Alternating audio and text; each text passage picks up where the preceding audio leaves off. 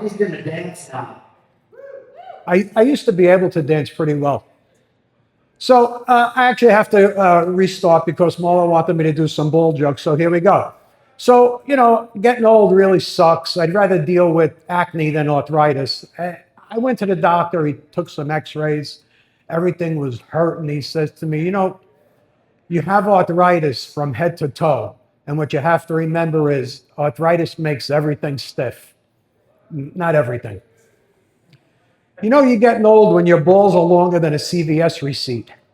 I don't know if you, I don't know if you could see. I have tattoos up and down my arms, and my wife takes me for another tattoo, and I come home sitting in the backyard, and she starts looking. She goes, "What did you do?" I said, "What?" She goes, "What is that tattoo?" I said, "Well, do you remember when the kids were younger? We would chart their growth by drawing a line on the door jamb." She says, "I get it, but what's with the three lines around your knee?" I said, "Well, at this point, I'm just trying to measure the impact of gravity on my balls." She says, "Well, why the dotted line?" I said, "Because at that point, I have to stop wearing shorts." You know, the the first time I sat down on the toilet and I experienced splashdown, it was a little distressing, but it led me to get a little bit inventive. So I wanted to do something where I could keep my balls out of the water. So I go to the workshop to invent the testicular flotation devices. I land on two bagels, which worked for a little bit, but they absorbed water, they broke up, didn't really work out that well. Back to the workshop, we polyurethane them, and they lasted nice, right? They repelled the water, it was good, but they were a little slippery. The next morning, I solved the problem with just a little smear of cream cheese. They stayed nice and secure. So you guys are familiar with OnlyFans, right? So I was thinking how I can make a little extra money in retirement. And, since I've had so many orthopedic surgeries, I've had 7 back surgeries, I was thinking of a pay service that would appeal to people who are in a similar situation. And I'm going to call it Only Scars. And I'm starting to solicit some names for chat rooms. So far, I've got Hips and Nips. I've got Spine and Twine for the S&M crowd. So we'll be developing that and rolling it out shortly. Here's some things I've learned as I've aged. One is your friends change. And why? Well, people move away, but I attribute it to the 3 Ds: dementia, divorce, and death. And it's hard at my age to make friends, right? Because, I'm a cranky, cantankerous old bastard, and I don't like people much. So for me right now, at this point in my life, my best friend is my bidet. My bidet. The other thing I've learned is 1, you never pass a bathroom.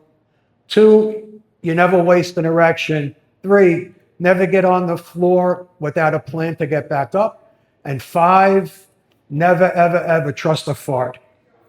So, marriage, we've been married now for almost 42 years. And we're both Italian. We both talk with our hands a lot, going a mile a minute all the time. My wife, sometimes she looks like she's trying to land planes on an aircraft carrier. Right? She broke her wrist last summer and she developed a speech impediment. She just stood there going, "Ba, ba, ba, ba, ba, ba, ba." That's my pixie. When we were getting married, we decided that we would do very traditional vows. And kids now, they write their own vows. And it's nice, it's cutesy. And we didn't have that opportunity when we were getting married. But I'm glad that we did those traditional vows because I really screwed her with that whole in health and sickness clause.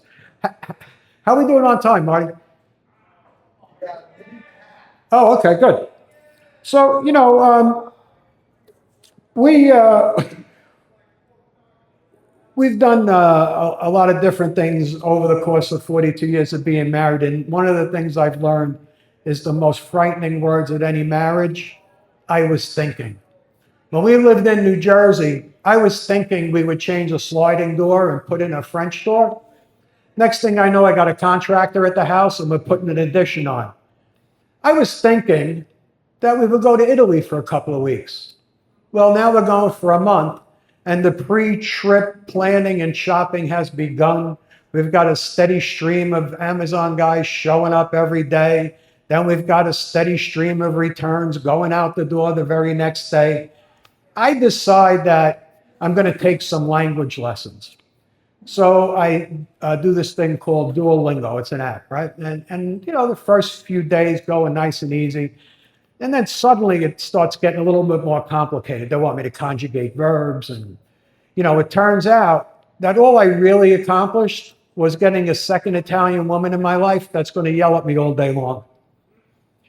You know you're Italian when you use the rubber band from the Broccoli Rob as your wallet. I've got a number of new wallets at home. And when I was a kid, my wallet broke.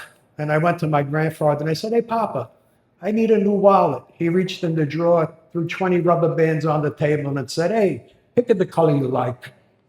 You know, my wife always accuses me of having selective memory. There's a lot of things she tells me that I choose to just, you know, move into the ethosphere. And so I don't really have a lot of space left in my head. But I like to think if I have Alzheimer's, it's of the Italian variety. That's where you forget everything but the grudges. All right, I'm Uncle Rocky. Thanks, guys. Have a great night.